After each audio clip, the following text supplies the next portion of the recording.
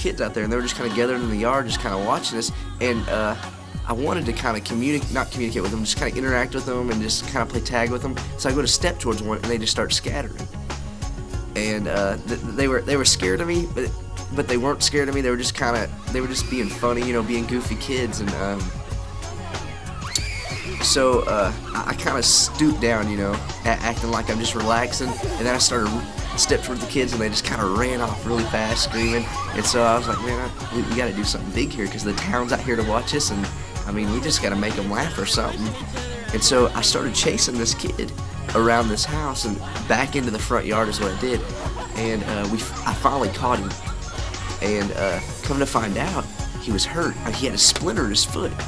And at first I didn't know he had a splinter, so I was just freaking out. I was so scared because, I mean, I heard this guy, the village is out here. I mean, what if they just turn on me? I mean, that's really what I was thinking. It sounds stupid now, but that's really what I was thinking. I mean, I was scared, kind of. And I mean, come to find out, it was just a splinter. Everybody was fine, and we gave him a sucker, and he loved it. He had such a good time. Their gentleness and their sweet spirits, and especially in the children, they're so just loving and welcoming.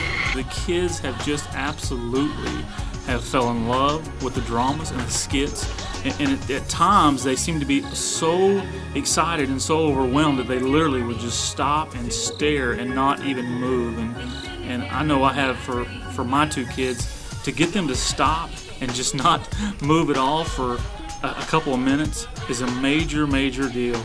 And these kids would get so excited, and they love the program so much that they would just stare at amazement of the things that they've never seen before. Whenever when we did the skit of David and the Goliath, they would just cheer when Goliath fell and he rolled down the stairs, and they would just cheer excitedly, just like little kids should. And they just absolutely loved the program, the t-shirts, the suckers. We gave kids suckers, and to my amazement, they didn't just tear right into them. They would cherish them, and they would carry them around with them. And some of the kids, the parents were getting suckers and giving it to their kids. And the kids would have one in each hand, and they would just be carrying the suckers around, not eating them, because they're not like our kids. Our kids would get it and eat it immediately.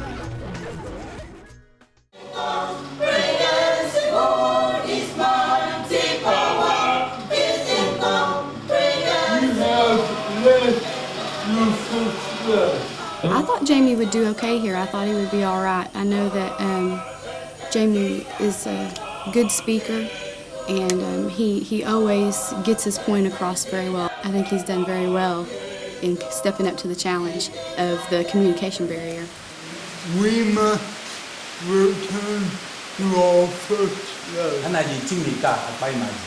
and not only give our outward action, but give them hope. This young girl's name is Awanabong, and I want to tell you her story as an example of some of the young people that we were able to help while we were there. She had saved money from the time that she was in junior high until she was in high school to pay for her college. And when she was 18 and fixing to graduate from high school, her mother passed away. She gave all of her school savings to her father for her mother's funeral arrangements, and she had no money to go to college. And so when we were there, we were able to give her the money that it took to make sure that she got to go to her first semester of nursing school, and we want to continue to help her. This is an example. There were 4 other young people that we were able to help in this way, but it's an ongoing